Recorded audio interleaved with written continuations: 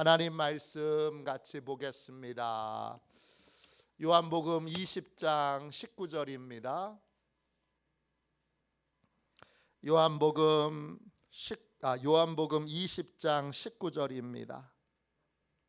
한 절 말씀만 우리 같은 목소리로 읽도록 하겠습니다.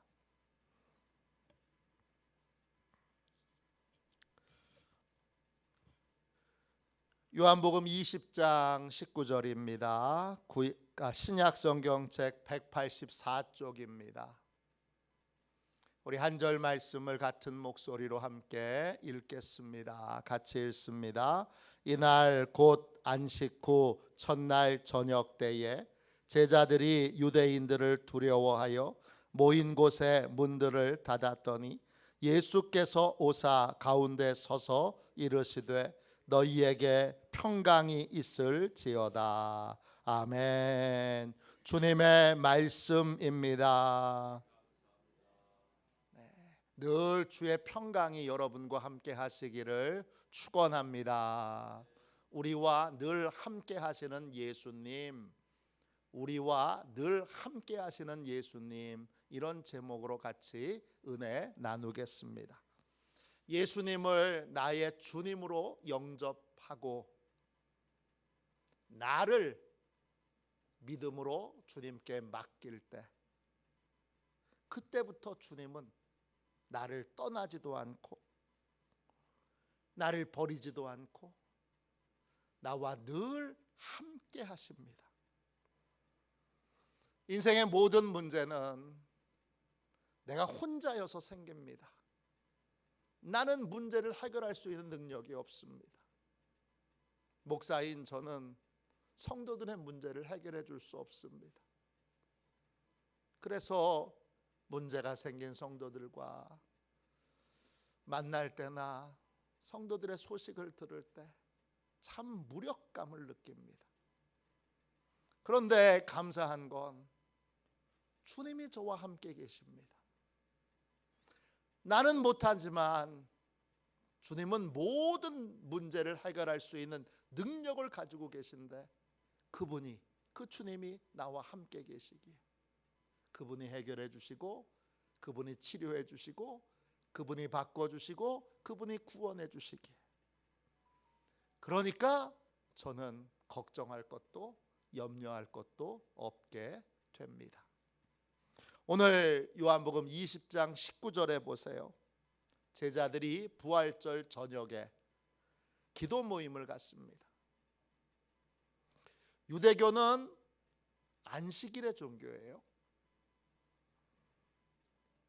유대인의 안식일은 금요일 저녁부터 토요일 저녁까지예요. 정확하게 말하면 금요일 저녁 6시부터 토요일 저녁 6시까지예요. 유대인들은 안식일을 목숨처럼 지켜요. 근데 예수 믿는 사람들은 유대교에서부터 언제 나왔느냐? 나온 가장 분명한 뚜렷한 증거가 뭐냐? 예배 시간이 다릅니다. 우리는 언제 예배를 드리느냐? 우리는 부활의 날, 일요일 아침 또는 일요일에 부활의 날에 예배를 드립니다. 오늘 벌써 안식 후 첫날, 안식일이 지나고 난 그 다음 날이란 뜻이에요. 그러니까 지금 제자들이 모여 있는 시간은 부활절 저녁이에요. 제자들은 기도 모임을 모이고 있지만 두려운 마음에 사로잡혀 있어요. 왜냐? 예수님이 유대인들에 의해 십자가에 못 박혀 죽는 것을 똑똑히 봤기 때문에 유대인들이 지도자인 예수님만 죽인 것이 아니라 자신들도 죽일까 봐 두려운 마음으로 문을 닫았습니다. 모든 문들을 닫았습니다. 문들을 닫았다, 이 말은 헬라어로 클레이오입니다. 뜻은 빗장을 지른다, 이런 뜻이에요. 문을 다 꽁꽁꽁꽁 걸어 잠그는 거예요. 이제 아무도 못 들어옵니다. 두려운 마음으로 문을 꽁꽁꽁 잠궜는데 놀랍게도 부활의 주님은 그 문을 뚫고 제자들에게로 오십니다. 우리와 함께 하시는 주님을 우리에게서 떼어놓을 것이 없습니다. 문을 아무리 꽁꽁꽁 들여 잠궈도 주님은 우리를 찾아오시고 우리와 함께 하십니다. 주님과 우리 사이에 갈라놓을 수 있는 장애물은 아무것도 없습니다. 부부 사이도, 그렇게 사랑하는 부부 사이도 죽음이 갈라놓잖아요. 그런데 주님과 우리 사이는 아무도 갈라놓지 못합니다. 로마서 8장 38절 39절입니다. 내가 확신하노니 사망이나 생명이나 천사들이나 권세자들이나 현재일이나 장래일이나 능력이나 높음이나 깊음이나 다른 어떤 피조물이라도 우리를 우리 주 그리스도 예수 안에 있는 하나님의 사랑 안에서 끊을 수 없으리라. 우리를 예수님의 사랑에서 자기의 생명보다 더 사랑하시는, 자기의 생명보다 더 소중한 예수님의 사랑에서 우리를 끊을 자가 없습니다. 죽음도 못 끊습니다. 우리를 입양하셔서 하나님의 아들, 하나님의 딸로 삼아주신 그 하나님의 깊은 사랑 가운데에서 우리를 끊을 자가 없습니다. 왜냐? 하나님께는 천하 만물보다 우리가 더 소중합니다. 제가 성경의 근거를 말씀드렸습니다. 내 연약함, 모자람, 부족함, 이거보다 압도적으로 주님의 사랑이, 하나님의 사랑이 훨씬 더 커서 나는 주님을 실망시킬 때도 있고, 나는 귀찮아서 주님을 떠날 때도 있고, 심지어 나는 주님을 배신할 때도 있지만 우리 주님은 끝까지 나와 함께 하시고 끝까지 나를 붙드시고 끝까지 나를 지키십니다. 그래서 나 혼자 있으면 아무것도 못하는 인생이지만 모든 걸 하실 수 있는 주님이 나와 함께 계시기에 나는 모든 것을 할 수 있는 사람, 모든 것에서 승리하는, 모든 것을 넉넉하게 이길 수 있는 사람으로 삶을 살아가게 되는 것입니다. 혼자 있다면 우리는 패배할 수밖에 없습니다. 제가 어려움을 겪는 성도들을 어떻게 돕겠습니까? 오직 하나, 주님이 함께 하시기 때문이죠. 예수님을 나의 주님으로 영접하는 순간 이제 그 이후로부터 영원까지 나는 혼자가 아닙니다. 예수님께 내 인생을 맡긴 순간 나는 그 순간부터 혼자가 아닙니다. 모든 문제를 해결하실 수 있는 주님이 나와 늘 함께 하십니다.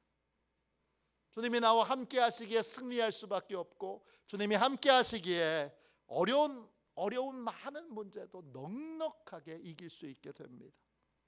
나를 너무나 소중히 여기셔서 내게서 한순간도 눈을 떼지 못하시고 늘 나만 생각하시는 우리 하나님, 우리 주님이 늘 나와 함께 계셔서 나를 도와주시기 때문입니다. 제가 영성훈련에서 만난 자매 중에 결혼 한 달을 앞두고 파혼당한 자매가 있습니다. 제가 만났을 때는 이미 꽤 시간이 지나서 그걸 담담하게 털어놓을 수 있었는데 파혼의 이유가 기가 막힙니다. 예수 믿는 권사님 가정인데 신랑 측이 사주를 봤나 봐요. 사주가 안 맞는다고 결혼 한 달 앞두고 청첩장 다 돌린 상태에서 파혼 통보를 해왔습니다.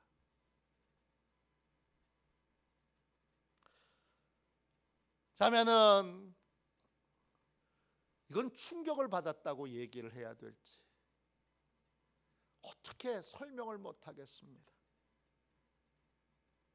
한 달 동안 방에 들어가서 안 나왔습니다. 가족들한테 미안하고 친구들한테 창피하고 결혼 앞두고 파혼당하는 거 드라마에만 나오는 줄 알았는데 막상 자기에게 일어나니까 어떻게 해야 될지 모르겠습니다. 모든 게 다 끝난 것 같은 고통 속에서 하나님, 왜 이런 일을 제가 겪어야 돼요? 그러면서 방 안에서 울고 또 때때로는 화내고 때때로는 분노하고 그러면서 주님과 시간을 보냅니다. 그렇게 이유를 물으며 기도하는데 주님이 어느 날 마음에 이런 음성을 들려주십니다. 너는 나의 사랑으로 넉넉하게 이기게 될 것이다. 넉넉하게 이기게 될 것이다. 이 말이 가슴에 딱 들어왔어요. 한 말씀만 주신 거예요. 근데 신기한 일이 벌어졌어요. 그 음성 듣고 나서 살 용기가 생겼어요. 그래서 한 달 만에 방문을 열고 나왔어요. 그리고 엄마한테 얘기했어요. 엄마, 밥 줘, 배고파. 저녁에 가족들 다 모인 자리에서 나 때문에 엄마, 아빠, 또 우리 남동생 힘들게 해서 미안해. 그렇게 사과했습니다. 또 친구들 찾아다니면서 아무렇지도 않게 나 파혼했어. 파혼하게 됐어. 이유는 묻지 마. 비밀이야. 그렇게 친구들한테도 다 아무 일 없는 것처럼 알렸습니다. 그리고 그 후에 많은 일이 있었어요. 그런데 다시 아무 일 없는 것처럼 직장 생활도 하고 그러다 나중에 더 훌륭한 청년을 만나서 지금은 행복한 믿음의 가정을 이루고 있습니다. 우리가 절망의 밤을 보낼 때 그때도 혼자는 아닙니다. 왜 주님이 나와 늘 함께 계시는지 몰랐던 분도 계시죠? 이제 분명히 아십시오. 구원받은 나는 하나님께 천하 만민보다 더, 천하 만물보다 더 귀합니다. 하나님께 나는 최고의 보물입니다. 그리고 예수님께는 자기 생명보다 더 귀한 존재가 납니다. 그래서 시선도 못 대시고 늘 나를 생각하며 나를 꼭 붙들고 계십니다. 주님의 관점에서는 유괴당했던 자녀를 되찾아온 것과 똑같은 거예요. 그 엄마가 그 아이를 꼭 붙들고 나는 절대 앞으로 너를 어느 누구한테도 빼앗기지 않을 거야. 그렇게 울부짖으면서 그 아이를 꼭 끌어안는 그 심정이 주님의 심정이에요. 그 심정으로 주님은 늘 나와 함께 계시고 그리고 어떤 일이든지 이길 수 있는 힘을, 능력을 주십니다. 빌립보서 4장 13절입니다. 내게 능력 주시는 자 안에서 내가 모든 것을 할 수 있느니라. 내게 능력 주시는 분이 나를 떠나지도 나를 버리지도 않고 나하고 딱 들러붙어 계세요. 그분이 주시는 능력을 받으면 난 못해 인생에서 난 뭐든지 해 인생으로 바뀌어지게 됩니다. 주님을 영접하는 순간부터 나는 혼자가 아니고 주님이 늘 함께 하십니다. 그리고 나를 너무나 소중히 여기시는 주님이 내게 필요한 능력을 공급해 주십니다. 그 능력으로 말미암아 할 수 없던 걸 할 수 있게 되고 안 되는 걸 되는 인생으로 그렇게 인생이 바뀌게 됩니다. 주님은 어느 순간에도 나를 떠나실 수 없습니다. 시편 139편 7절부터 10절까지 말씀입니다. 내가 주의 영을 떠나 어디로 가며 주의 앞에서 어디로 피하리이까? 내가 하늘에 올라갈지라도 거기 계시며 수월에 내 자리를 펼지라도 거기 계시나이다. 내가 새벽 날개를 치며 바다 끝에 가서 거주할지라도 거기서도 주의 손이 나를 인도하시며 주의 오른손이 나를 붙드시리이다. 내가 주님을 나의 주님으로 영접하고 내 인생을 주님께 맡기는 순간부터 주님은 영원히 나를 떠나지 않으세요. 여기는 안 계시겠지 생각했던 그 자리에도 변함없이 항상 나와 붙어 계십니다.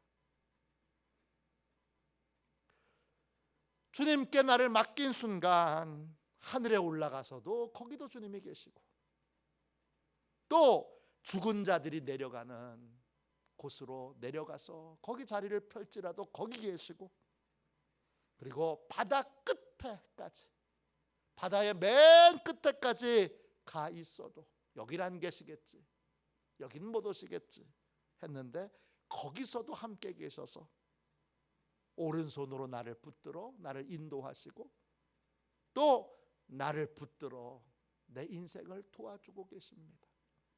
시편 139편 11절 12절이에요. 내가 혹시 말하기를 흑암이 반드시 나를 덮고 나를 두른 빛은 밤이 되리라 할지라도 주에게서는 흑암이 숨기지 못하며 밤이 낮과 같이 비추나니 주에게는 흑암과 빛이 같음이니이다. 그랬습니다. 내가 깜깜한 흑암의 터널을 지날 때도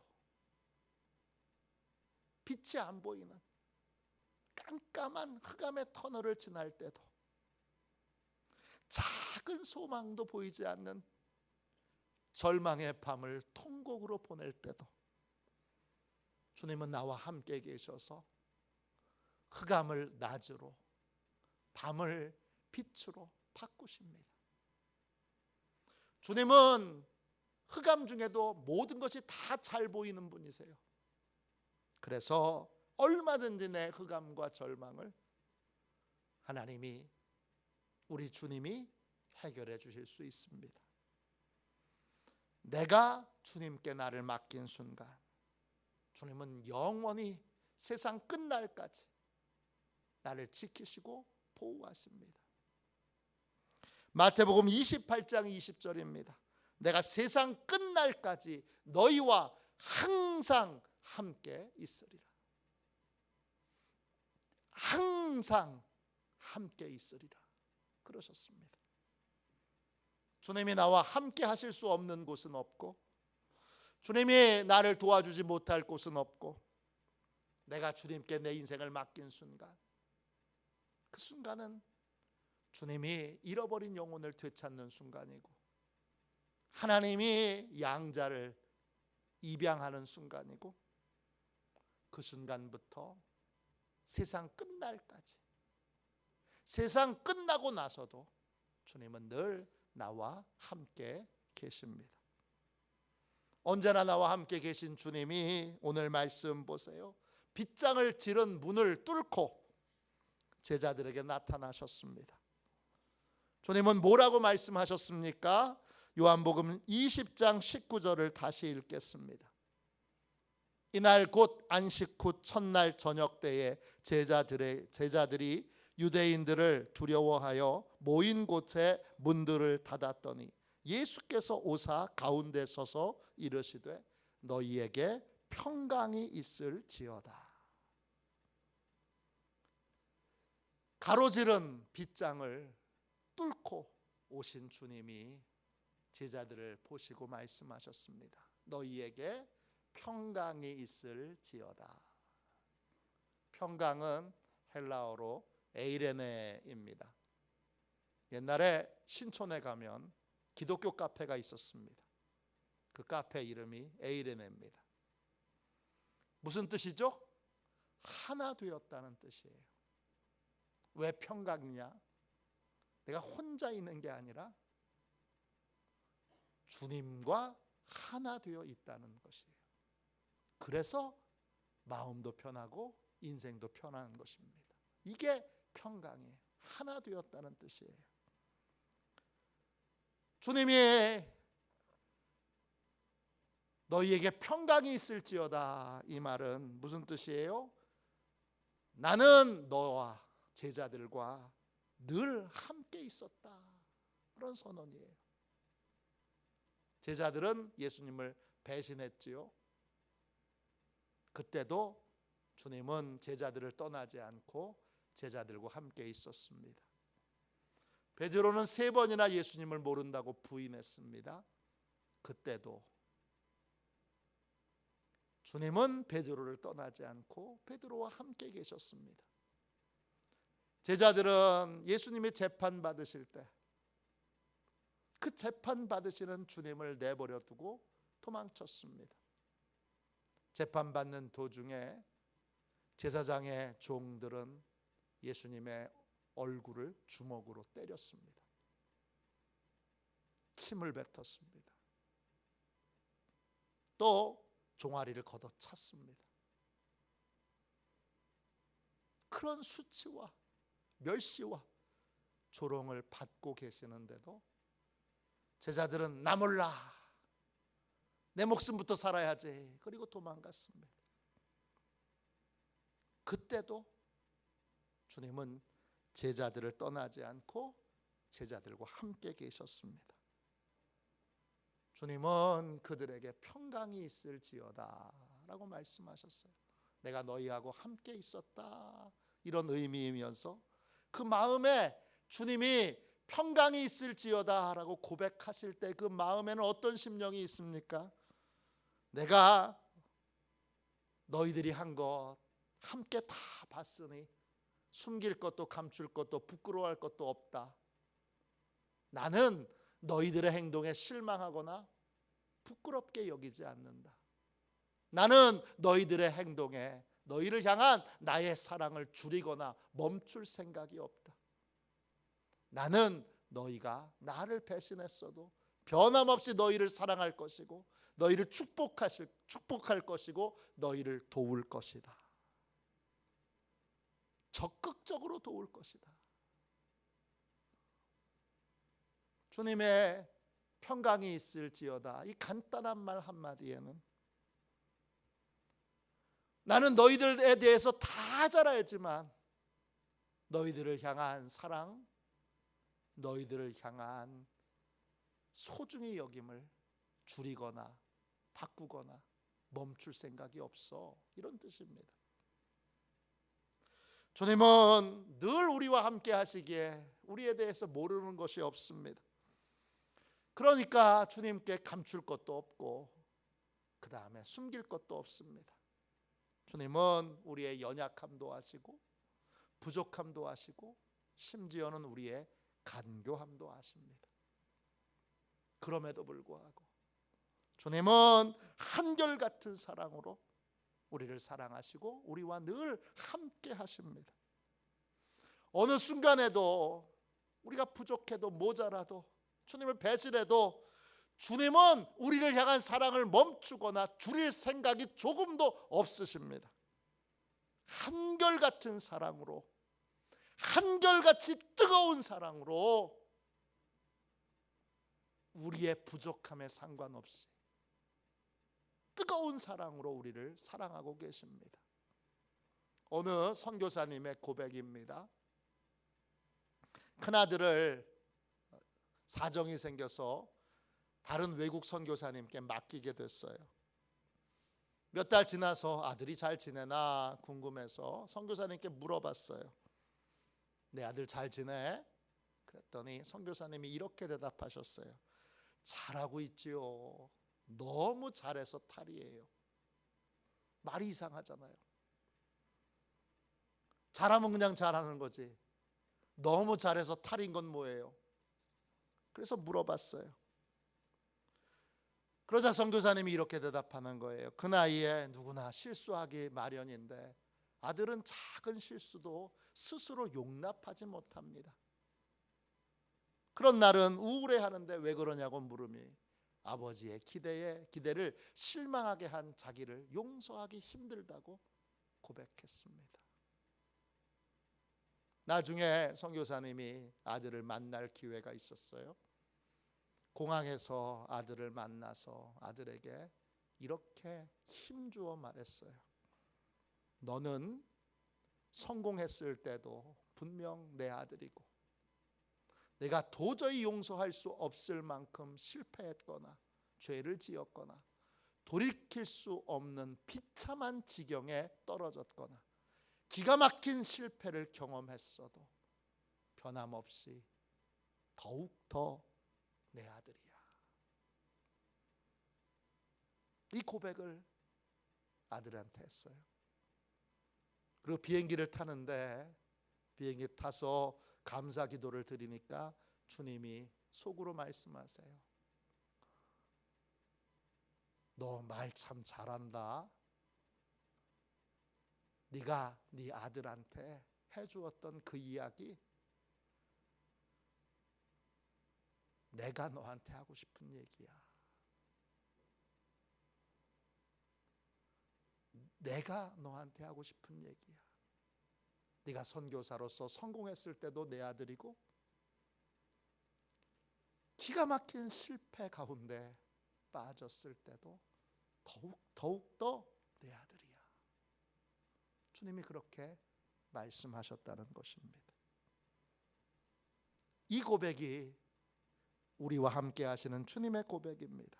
우리는 언제 어디서나 주님의 사랑을 받고 살고 있습니다.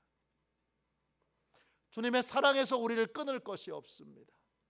세상 사람들이 우리를 멸시하고 깔봐도 주님의 사랑을 충분히 받고 있기에 그 멸시와 조롱을 얼마든지 튕겨낼 수 있습니다. 왜냐?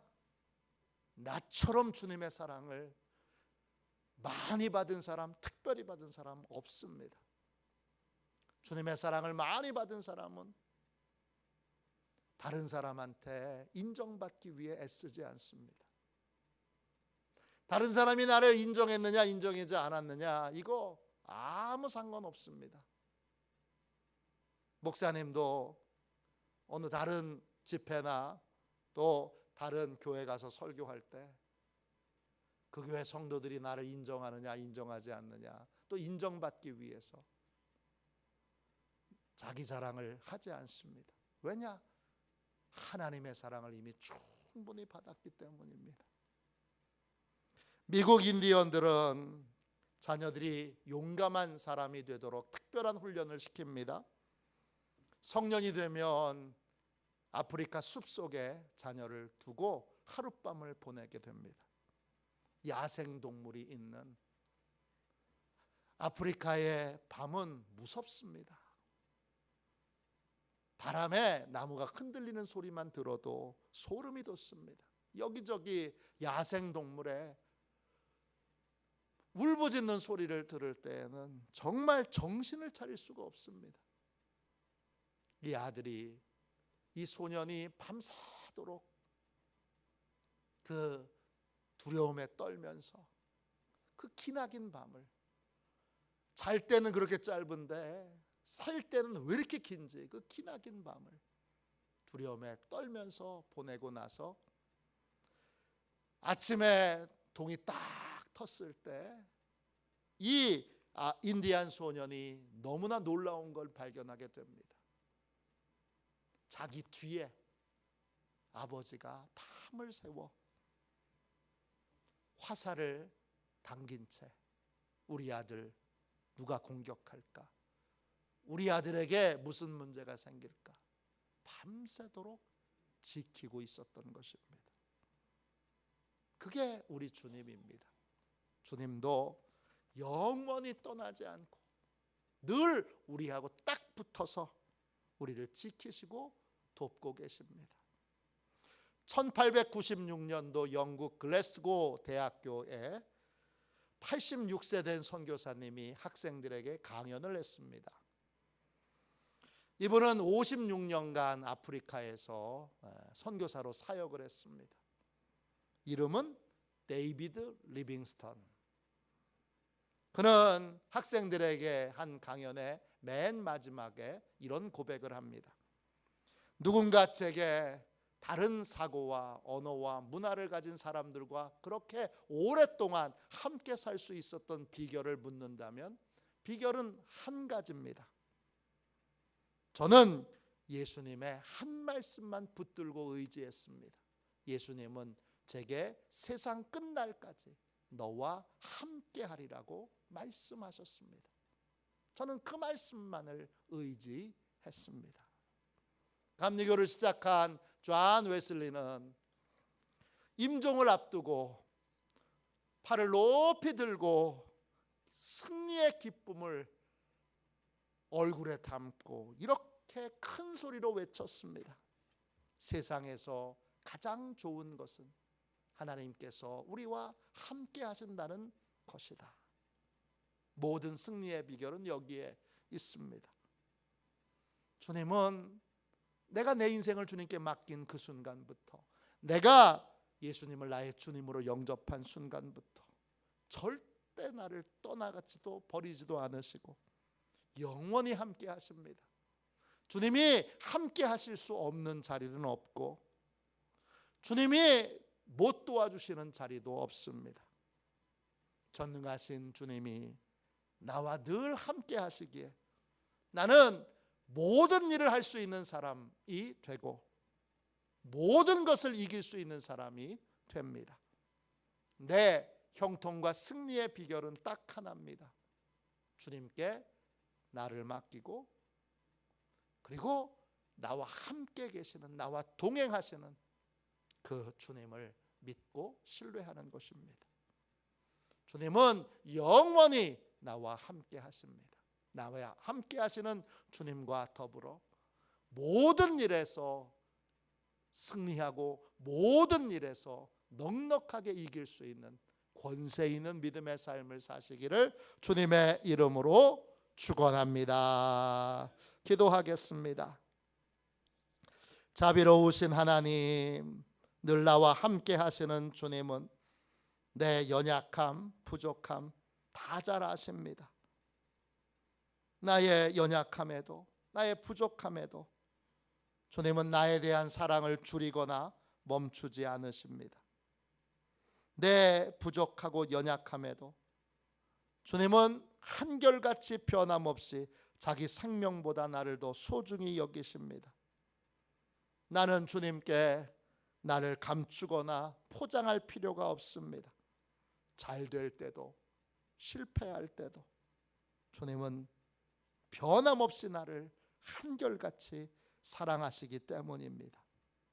이 변함없는 주님의 사랑을 신뢰하게 하여 주옵소서. 믿게 하여 주옵소서. 그래서 나와 함께 동행하시는 주님께 힘을 얻고 권세를 얻고 능력을 얻어 복된 삶을 사는 시온의 가족들이 다 되게 하여 주옵소서. 예수님의 이름으로 기도합니다. 아멘. 주기도문 하겠습니다. 하늘에 계신 우리 아버지, 아버지의 이름을 거룩하게 하시며 아버지의 나라가 오게 하시며 아버지의 뜻이 하늘에서와 같이 땅에서도 이루어지게 하소서. 오늘 우리에게 일용할 양식을 주시고 우리가 우리에게 잘못한 사람을 용서하여 준 것 같이 우리 죄를 용서하여 주시고 우리를 시험에 빠지지 않게 하시고 악에서 구하소서. 나라와 권능과 영광이 영원히 아버지의 것입니다. 아멘. 우리 두 손 들고 함께 주님 3번 부르짖어 간절히 하나님 앞에 기도하겠습니다. 기도합니다. 주여, 주여, 주여.